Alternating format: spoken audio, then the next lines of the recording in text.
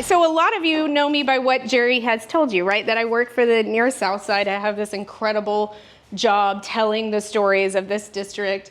And I want to make it very clear from jump that that is really just me being a big blabbermouth, that the people who are writing the stories of the near South Side are in this room. It's the near South Side team, and I'm just the talking head that stands out in front of them. But Mike has been my hero for a very long time because he's really the guy getting the job done. And he's built this superstar crew of folks that I get to work with. So a round of applause for Mike. Mike gave me my dream job, and I am deeply grateful. And most of the time, you get to hear me talk about this district, the near South Side. And I have the privilege of explaining the nitty-gritty details of the near South Side. Many of you will know as a historic district, so we get to tell that story. We get to talk about the near South Side being a manufacturing district, a historic manufacturing district, and a modern manufacturing district, the medical district, as we're best known for. In fact, Mike and I have spent nearly a decade fighting being known as only the medical district. We have so much more to offer than just medicine, but medicine is certainly part of the story. We're a film district. In fact, we were Fort Worth's first film district, and we've got the Paramount crew filming on Magnolia today. So a for real film district with for real films and incredible filmmakers everywhere. We are a creative district and this beautiful cultural district where so many artists and makers and creators find home. We are an entertainment district, and hopefully every once in a while you get to come to something that's not 8 a.m. on Friday, but maybe 8 p.m. on Friday, and you get to enjoy the entertainment district that we are.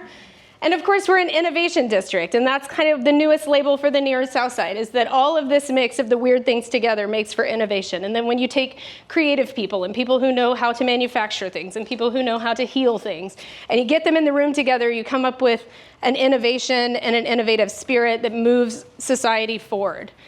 And all of these things inspire me. I mean, it is part of why I find myself here. But I will tell you, the innovative nature of the district is really not just in this kind of biotech looking stuff. Innovation is found in the fabric of every part of what the district is and the people who find their way here. And so I get to tell these stories a lot, but I have never really told the story of what drew me here. It was not the shiny, new, glitzy, exciting thing that makes the front page of the newspaper. It was this. It was a kind of nondescript, brutalist-looking building with no windows at the corner of nowhere and nowhere, which was West Magnolia Avenue and South Lake Street. And it was in this building that I found an incredible beginning to the near South Side. And I want to tell you about how that happened in the thread of my life and how it connects to this totally nondescript structure. And in order to do that, I have to go back 50 years. Which, for those of you who are wondering, I'm not 50 years old. I'm not far from 50 years old, but I'm not 50 years old. It actually starts with these two lovely people, my mom and my dad. I'm going to be tender about this, and Jerry, I don't know what it is that conversation with you that inspired me to tell this story. Typically, I get up here and I tell you about all the new stuff in the near South Side, but Jerry wrote a little bio for me that said, how does a kid from Cleburne make their way to Fort Worth? And I thought, this is not exactly a rags to riches Oprah Winfrey type of story. You just get in the car and get the hell out of town as fast as you can. And then you find your way to kind of a mid-tier professional job at a nonprofit. It's not exactly going to find itself on the Oprah network, but these people are my story, and they are the reason that I left Cleveland. They're also the reason I got there, and so I want to tell you a little bit about it. My mom grew up the kid of a really strict, very conservative military family. She found herself living all over the world, including Guam, which you can see there on the right, and grew up between Guam and Minot, North Dakota. So a pretty weird upbringing. She was the daughter of an aviator, a military colonel, and my mom's entire life was about the military. Her entire existence was the military. She was expected to marry a military officer, and she did. She was expected to be an officer's wife, and she was.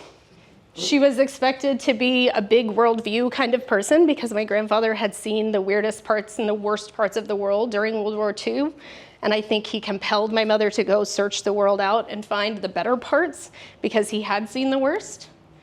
And so my mom became a big world person. She traveled, she learned, she lived in Hawaii, she married that man that I've never met on the right. And what that led her to was the life not only of being a military officer's wife, but also a pilot. And she used these little bitty planes to fly around and see the things that mattered to her. And that was the origin story of my mom, right? She had this DNA of wanting to explore, wanting to see things, wanting to find things, and airplanes were the magic that let that happen for Mom. And she was brave. I mean, this was the 70s or earlier, and there weren't a lot of women who were aviators, but the child of an aviator, you find your way through. I love looking at these photos because this is not the mom I know today necessarily, but man, what a cool origin story. And this is my dad. You'll probably see some similarities already. My dad also grew up in the military, and my dad was the child of an aviator who, like many men his age, grew up in the Vietnam time and enlisted because that was the inevitable for him. And he was fortunate enough to go as a pilot, which was a lot better job than the other jobs. And so my dad found his way to the hardest parts of the world, working in the military, serving as a pilot. And he did all those things that look like Apocalypse Now. That was my dad's story. He did not like to talk about it. And so I don't know all the nitty-gritty details of that because, man, that was war trauma, and it was personal, and it stayed with him, and I respected it. But what I do know is that when my dad got home from war, he came home to a failed marriage. My mom, at the very same time, was working her way through a pretty catastrophic personal divorce. And these two weird people with big worldviews who had seen things and loved to fly found their way to each other. And I want to tell you about why that matters. So for my dad, he had basically 3 paths in aviation. If you come home from the war, you're a pilot, you could do 3 things. You could work for Pan Am, you could be a commercial pilot, you could mostly look at the underbelly of a plane as you fix things or load luggage out. He could work for the military and become some kind of weird special operative, and those offers were on the table, and I think he did a little bit of that, although he didn't talk about it much. Or you could find yourself in a place like this, a kind of nondescript metal building, the red paint job, and not a whole lot to look at, working in small aviation. And small aviation, there was magic to small aviation. It was where all of the rogues went, all of the wildcatters and the people who had weird things to do with their lives because they didn't want to work for the commercial sector, and they, like my dad, didn't really like bureaucrats, so they wanted to be the rule breakers. And so this building is where my dad landed after his military service, which was in Denton, Texas, at the Denton Regional Airport. Not exactly a metropolis, but it was the beginning of his story in a post-military aviation world. My dad was the parts department manager, kind of a glorified job there, counting screws and bolts. He was also a pilot. He was an aircraft mechanic, what we call an AMP, and he was a flight instructor. And one day, there was a woman that came traipsing across the tarmac, and my dad was standing with the lineman there, and he said, "I'm gonna marry that woman." And she was there to apply for a job because my mom had escaped that kind of ugly marriage that she was in, and she had not many options. And she found her way to Texas, and the one skill she had was flying, and so she thought, I'm gonna go apply for a job at the airport. And as she walked in, my dad turned to his buddy and said, I'm gonna marry her, and it was the darn truth, because my dad met my mom in August as she applied for that job. He gave her the job because he's no dummy, that's how you keep her. He needed a lady like my mom around, I'll tell you. And pretty soon she became the receptionist, and then also the parts department manager, and then also this, that, and the other, and every hat that you could possibly wear at a place where you have to do 15 jobs. And before you know it, they were married. They met in August, and by March they were married.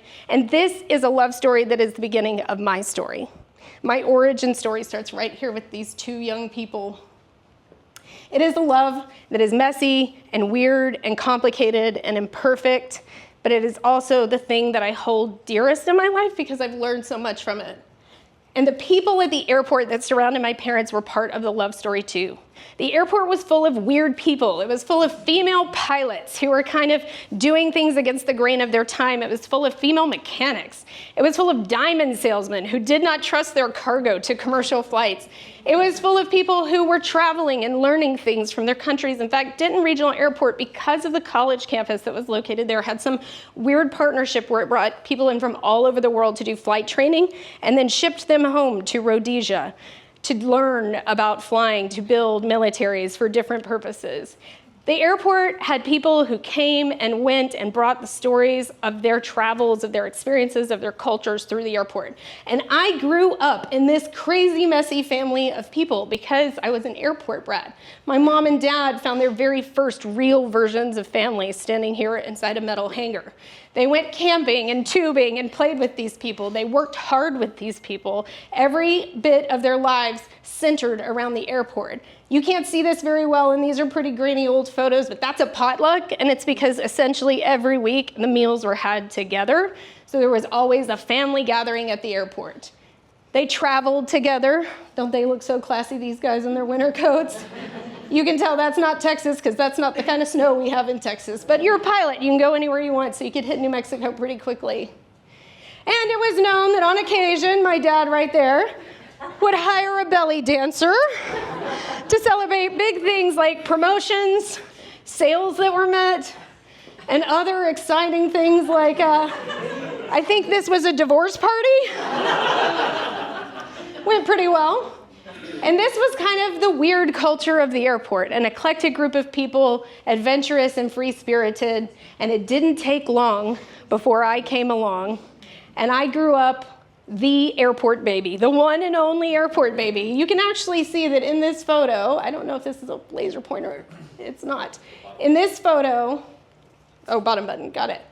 I am wearing a Piper Aviation onesie. My dad was a Piper airplane salesman. My name was to be Piper. There was no doubt about it. Mom and dad got in a fight, and I ended up with my name through a hotel lobby bar cocktail waitress naming competition. And that's how I ended up Megan. But we drove the tractor together, and these two people built a life around the airport. In fact, the story, and it's a true story, that my dad was rushing my mom out of the hospital the day I was, come on, Marsha, we gotta go, hurry up, let's go, we gotta go. And she said, what are you in such a rush for? And he said, I've gotta get this baby in the air. And the day I came home from the hospital, he put my ass in an airplane and flew, and I had ear infections my whole life afterwards, I'm sure there's some reason for that. Uh-oh, am I stuck? Yeah, we'll try again. Oh, something is stuck. What have I done? Can you pause? Here we go. So that was me. That was the day I came home from the hospital. This is the airport family. That is my aviators onesie that I am wearing there. And everybody heard that I was born, and boy, they came running up. So this is the day of my coming home story. And you'll notice I didn't go home. I went to the hangar. And I'm sure there were germs, and this is not my dad holding me, this is my dad's boss, right? Passed around the crowd and kissed on the face. These were different times in the 80s. And before you knew it, my parents did all the normal parent things. They built a house, they actually built a house, they were very proud of that. Built a brick house in the suburbs and did all the things that little Texas girls do, like hunting and shooting and having little baby brothers that mess up your life and take attention away from you. This was a pretty normal childhood that my brother and I had from that point forward. We grew up in Denton. We did all the normal kid things, dancing. We learned to ride our bikes at the airport. We learned to do everything. I'm going to share this little excerpt with you. This is one of 50 pages from my baby book. I had exactly 50 pages in my baby book, and if you flip through, you'll count that 37 of them look like this. These are photos of just random broken airplanes. Airplanes on fire, air shows, things like the Blue Angels that came to visit and signed a poster for me. And when my mom was putting together the minuscule 50-page story of my life, 37 of those pages apparently belonged to airplanes. And these people, these wild, unruly, unexplainable people who celebrated everything together, including my brother and I. My mom and my dad were actually doing pretty good. They were selling airplanes, making a lot of money as airplane salesmen. The business was going really well. They worked for a cool guy. And the airport was in its heyday. Small aviation was fighting against big commercial airliners, and they were doing really well because there was a lot of stuff you just didn't put on a commercial airliner. And so the opportunity came for my dad to buy the business from that guy who was holding me.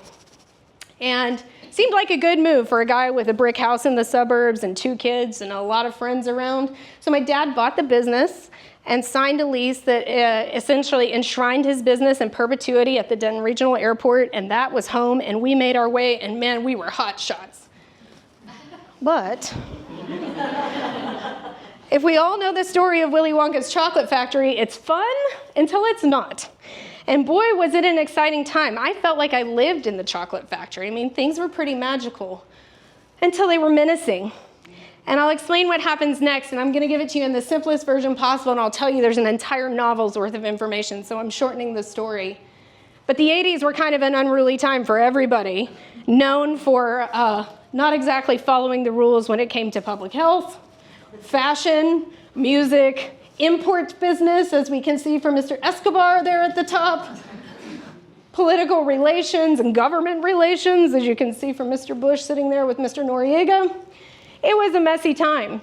And the guy that my dad bought the business from was following about the same rules as all these cats.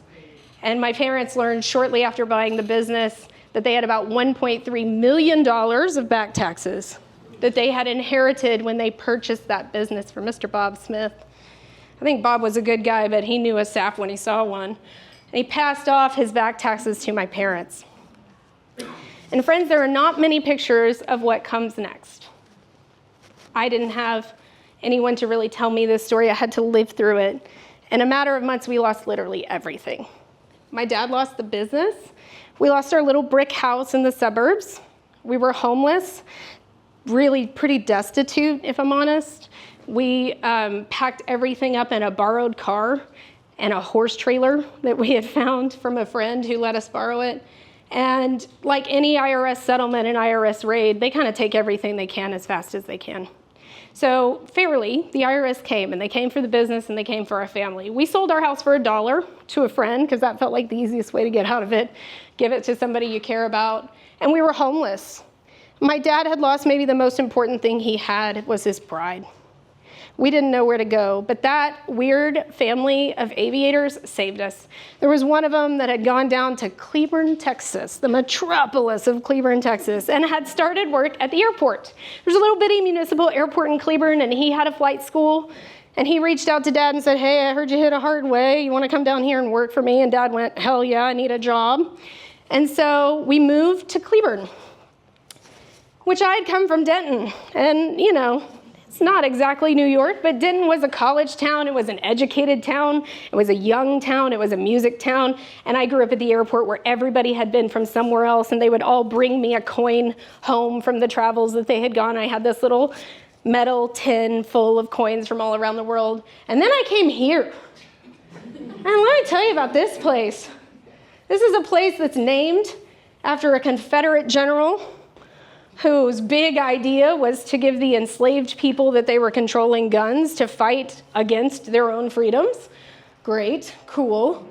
Centered around football and a bunch of old, rundown, historic buildings that didn't have businesses in them. That's the elementary school I went to, and that was the big restaurant in town, the Chafe Inn.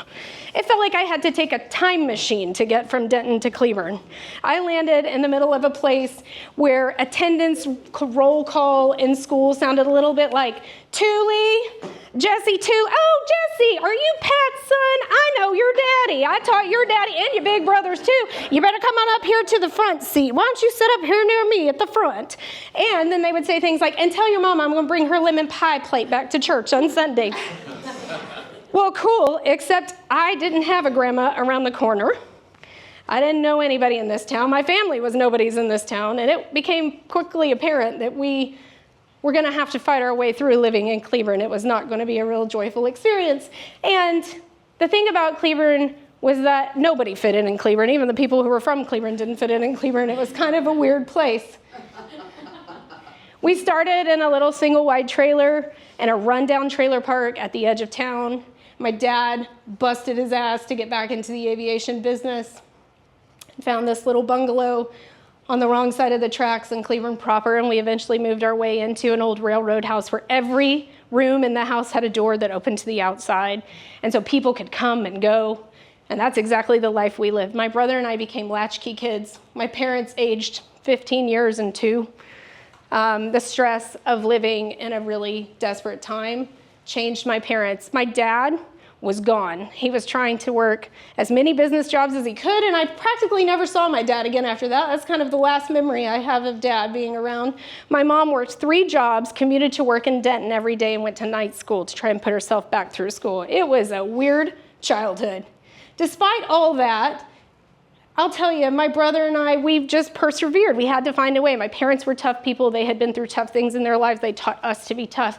We ate more ramen and hot dogs and cinnamon toast than anybody should ever have to eat in their lives. And we found our place eventually. We just found a way to make it work. I found the band. That made me feel like somebody who belonged to something.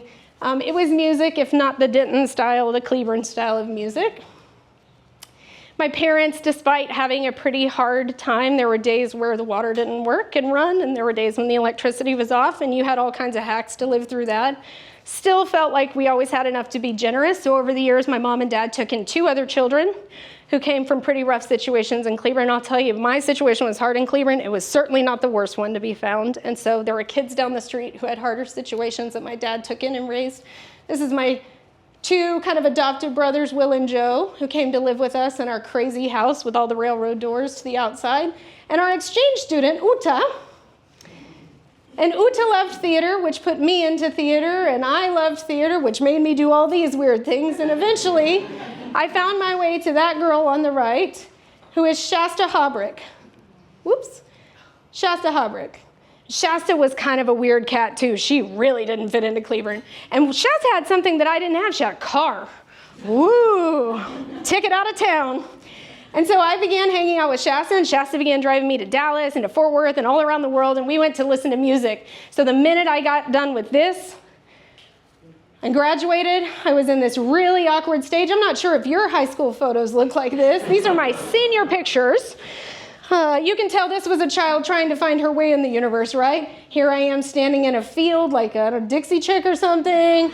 I'm taking photos in my friend Heather Shoffitt's parents' shower. We are in the middle of the least urban environment on the face of the planet, trying to be the Beatles. I mean, this was a child who was lost and searching for an identity. And I found one in music. I came up to the Near South Side because this is what the Near South Side had. It had music, it had bands, it had boys. That was a good reason to go. And this lady here that you see standing on the porch where we're dressed like twins quickly showed me what identity looked like. She was the lead singer of a band that had a boy that I fell in love with, and that boy took me to this building, and this building had just opened, and it was the Chat Room Pub. And the Chat Room Pub had the same weird problem that I had, which is that they had been through some hard things. The neighborhood that surrounded the Chat Room Pub looked like this, and this, and this. Boy, things were rough. Wasn't exactly the shiniest penny. It wasn't the part of town that everybody was clamoring to be in. They had gone through some awkward teenage years just like I had, obviously. We were both at a pivotal turning point in our lives. And inside this nondescript bar, I found the perfect recipe for success. It's probably me. It's probably my mom. She's like, don't tell them all the stories.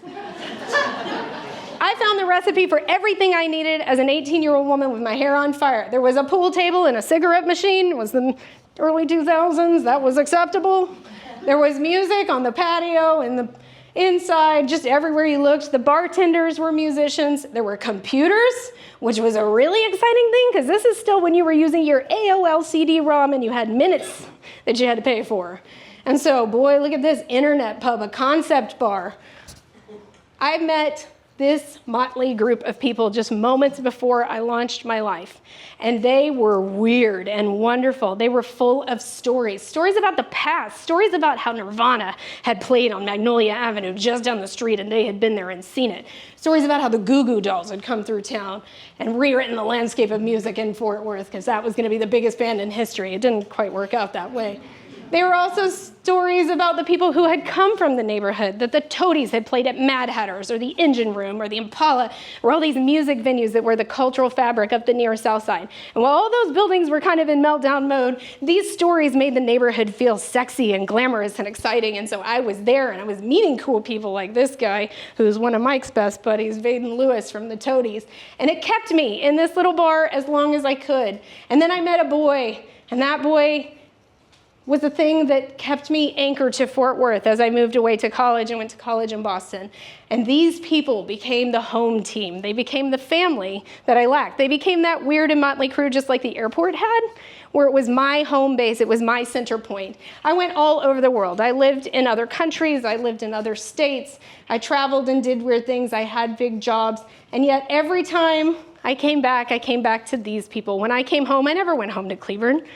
I still don't go home to Cleveland. If I come home to the Near South Side. And over the years, my travels got bigger and bigger, and my worldview got bigger and bigger. And I would come home and tell the stories of all the places that I had been, and all the things that I'd seen, and all the things I'd learned about the world to the people of the chat room. Until this happened. My sweet little brother married the lead singer of that band. They had a big old wedding, and before I knew it, they had a baby, and I was toast.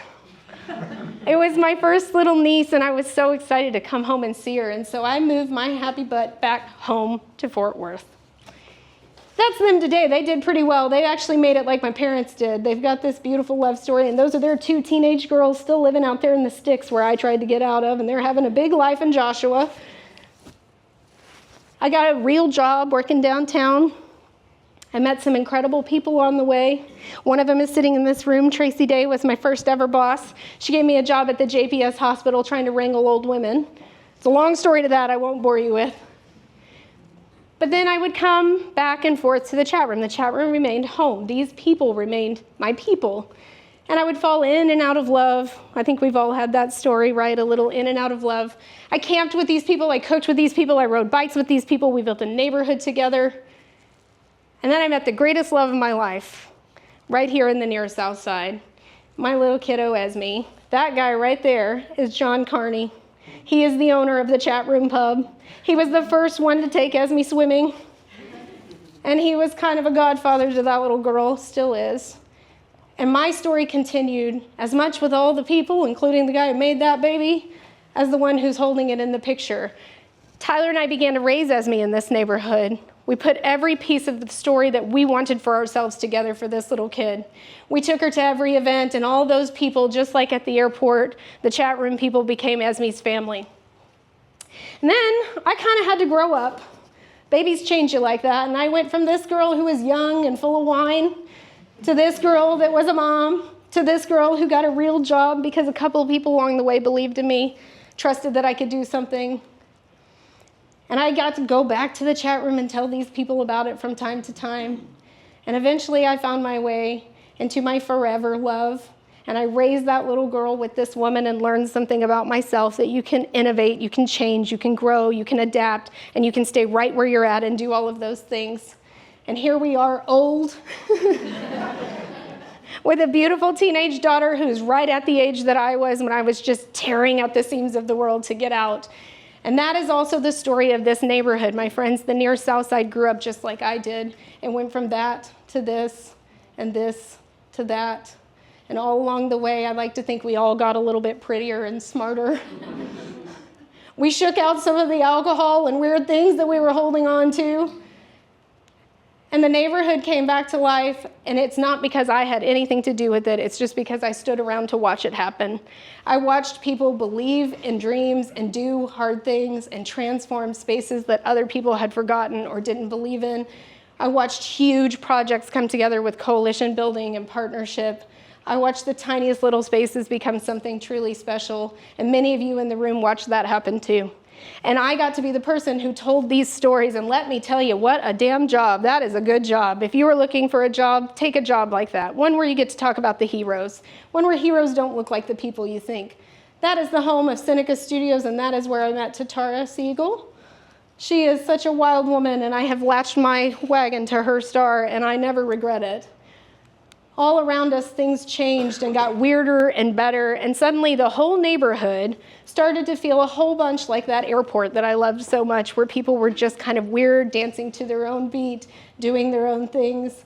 The place across the street from my very first near South Side home, which was at the Miller Lofts, went from looking like this to looking like this.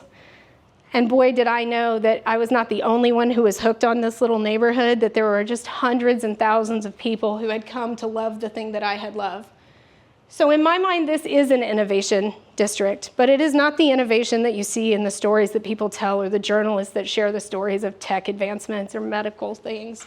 It is the innovative spirit of people who took something really hard and just made the literal best out of it. And that is the story of Fort Worth, right? That's the old story of Panther City and the train, someone throwing a name at us like we weren't good enough to have a train. And the people of Fort Worth not only building that train track to this city, but then taking that name as something of their own and wearing it as a Panther City badge of pride. It is the story of Arts Goggle being the result of a gallery night request when this neighborhood was rough and ready and had a few cool artists who were doing things requesting to be a formal part of the Fort Worth Art Dealers Association gallery night, and gallery night saying, no, you guys aren't polished enough for us. So we just did it ourselves. We made our own little art show and it turned into this big giant, and we still do incredible things like Wesley Kirk's Puppet Dream this year that came to life at Arts Goggle, music that graces the stages, and not big national touring acts, but the musicians of the home team, artists who are brave enough to put their stuff in front of a tent and let 80,000 people come by to judge them, offer their great advice on what you could do better. A community that comes together to support those artists, to close their street and make space for creative people to tell their own stories, and a whole bunch of sponsors who put money behind us. So ha ha, FWATA, we did it on our own. And I dare say that if FWATA had to stack their sponsors up against ours, we'd be looking pretty good over here. It is the story of how all that art in the street led to the effort to form a community gallery space where not just on Arts Goggle Day, but every day we could welcome artists in to show their works and do cool things. It is the story of how that little glass studio changed my life and this gallery and brought us all together for education and growth. It is the story of how ideas are continually shared inside our Near South Side spaces, and you guys are all part of that. Every one of you are telling stories in the Near South Side that move the needle forward, of how big, weird projects that don't exactly end up perfect turn out to be cultural districts full of creative expression. It is the story of how Friday on the Green was an effort to get the people who were scared of being in the Near South Side at dark, right? They say, not that neighborhood, not after dark. What, are you kidding? Mike had this brilliant idea that the way you get people to come back is you give them something fun to do during the day, and before they know it, they're having a really good time, and then all of a sudden the lights have gone down, and the neighborhood doesn't feel so scary anymore. It actually feels pretty special, and that's the story of Friday on the Green. And then when Friday on the Green was at its absolute peak and we could not squeeze one more human body into this space, we ended up having to cancel it. And looking at the fabric of our music culture, we had to put Friday on the Green on pause because of a development project. Progress is on the way, friends. But we didn't stop with Friday on the Green. We didn't just let that die on the vine. We said, let's innovate. Let's take this moment of kind of a crisis where we can't produce the show because the park is under construction. Let's draw upon the beautiful music culture that we have here. Let's think about the stories of something that started without a whole lot of fanfare. This is Leon playing at Evoca. And if I were to open and expand this photo and show you the whole thing, you'd see a whole bunch of people standing with their back to him because he wasn't nobody. Nobody knew Leon, but we gave him a stage and paid him $50, and we were proud of that. Well, it was big $50. We didn't have $50 back then, but we gave Leon $50, and he played a show to everybody at the back of their head. And today, Leon has a sold-out show at Dickies Arena, because when you start small and you start with what you're given, boy, you can come a long way. And so we started small. We started this new little festival called Lost in Sound right down here in South Main Village. And at Lost in Sound, we invited musicians to play in traditional spaces and non-traditional spaces, like architecture offices and film studios and behind the scenes at the coffee house. And we invited the community to come hear hear their performances and just reconnect with music in a totally personal way. And that festival had a whole bunch of sponsors and partners too. Look at us, we're growing over here. That storytelling leads to stories like this, how South Main Village is the place that hosted that once looked like this fairly desolate space. And due to a few folks that had a can of spray paint and a big dream, they wrote their own bike lanes onto that street to prove that South Main Street could be a better street, a better block, a better village. And when they did that, the city paid attention. And $10 million later, we started a construction project to put the formal dream into place. And that formal dream looks like this today because some rogue wildcatter folks just didn't take no for an answer. In fact, we were able to get things like actual bike lanes, benches, trees, sidewalks, and crosswalks put on South Main Street. And all around us, the businesses began to transform. They turned the dream into their own dreams. Things grew up with the idea. You have a good idea, let it grow up with you. Let it be imperfect. In fact, all those bike lanes led to a bike community that celebrated a festival called Open Streets. We're in a neighborhood in a city where bikes were not especially friendly. We just invited everyone with one to come party with us in the middle of the street. And weirdly enough, they didn't just bring their bike, they brought their skateboard. And before we knew it, we had something called Skate Jam.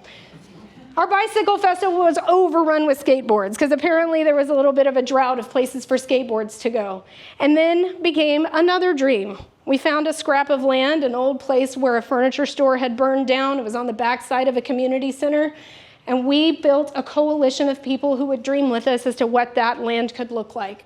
And over time and community meetings and a lot of listening, and refining the idea, the skate community took hold and began to design their dream space. And we listened to them. Just because they were skaters didn't mean you didn't listen. Just because they were the wildcatters who had been kicked out of downtown and out of what they called Marble Gardens, which is the water gardens, and told that they couldn't skate in this city, they didn't give up. They found a way. They built a dream, and we built funding. And before you know it, Ann was up there telling everybody that we had met our goal and that we were going to build Fire Station Park. Today, it looks like this. And boy, did we celebrate, because that was a big thing the community did together. And the skaters, they delivered at every step. They were actually the largest fundraising partner that we had in the whole project was the skate community. They turned out in droves.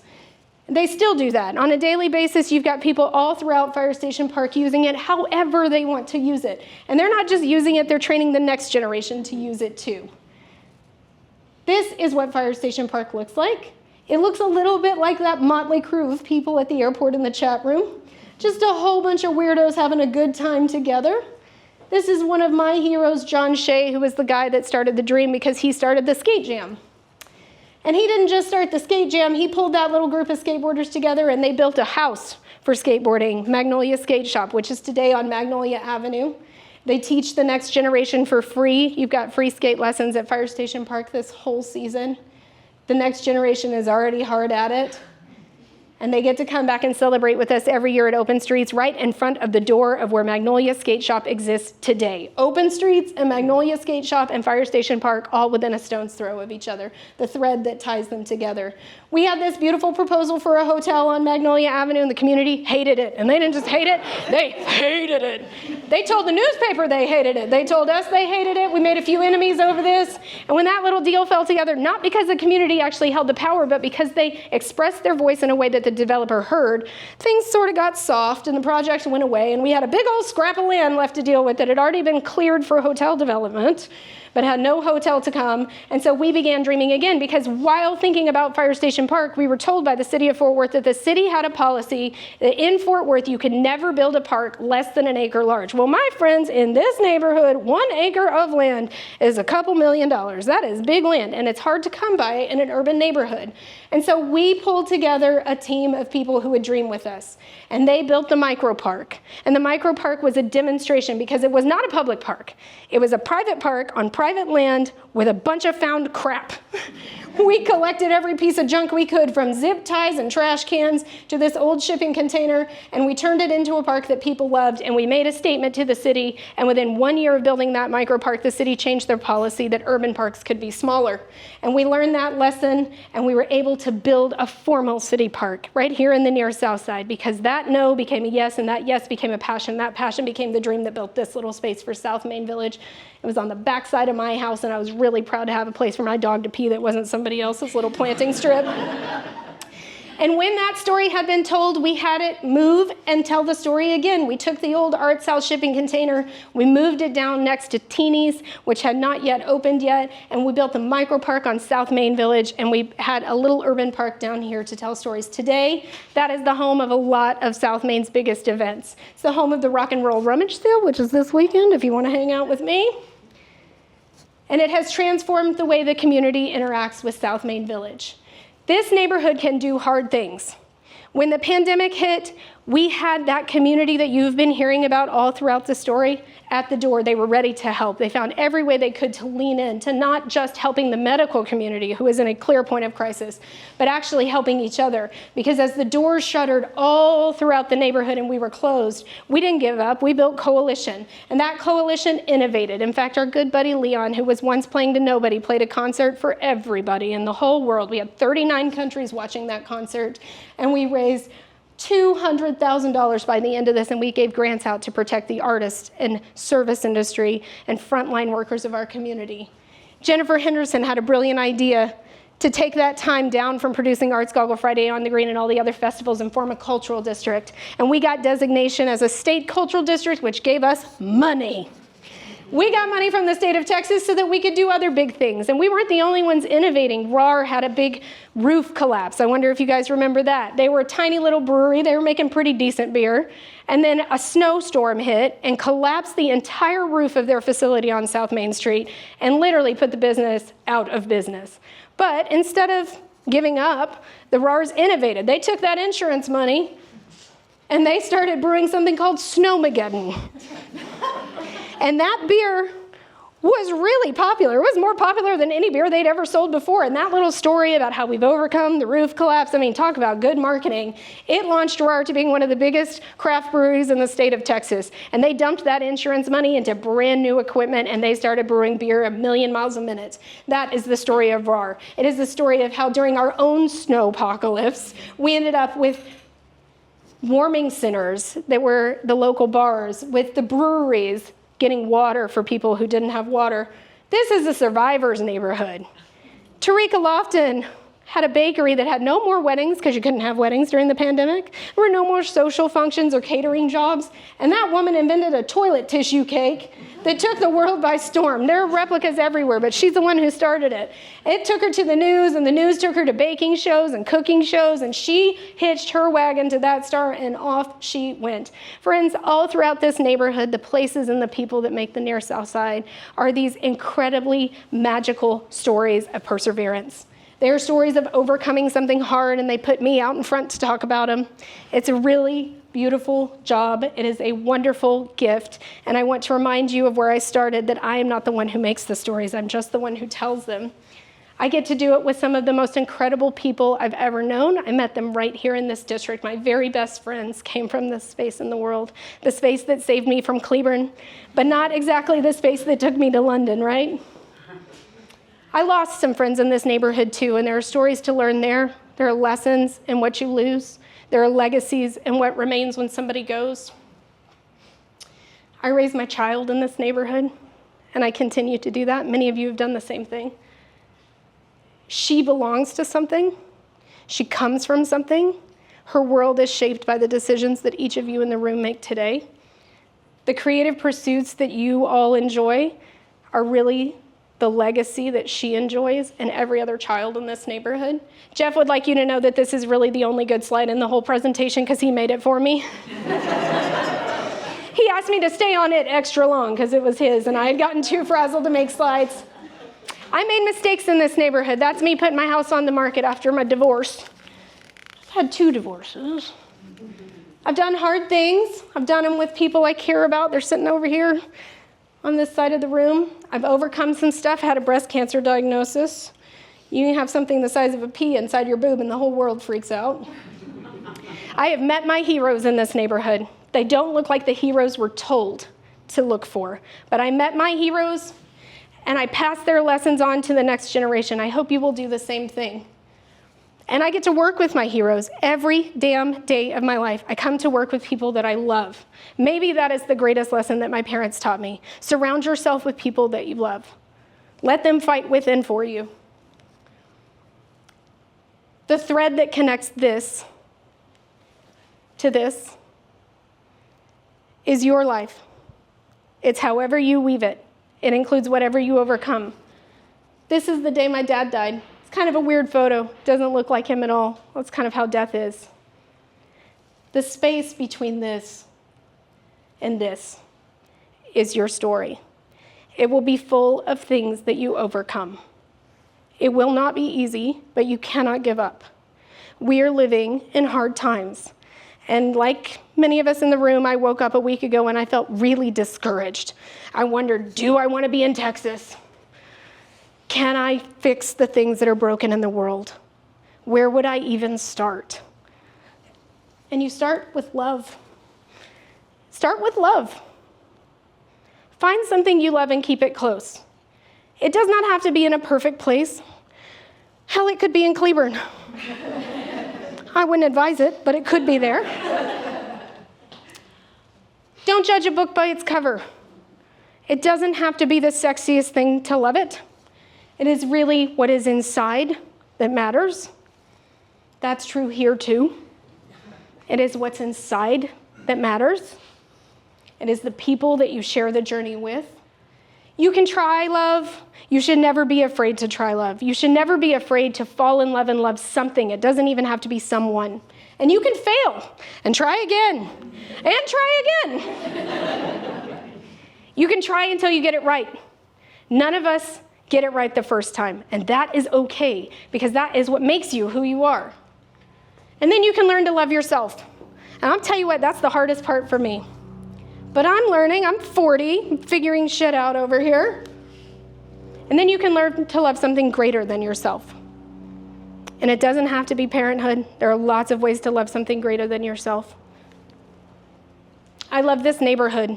I love the heroes that find their way home here.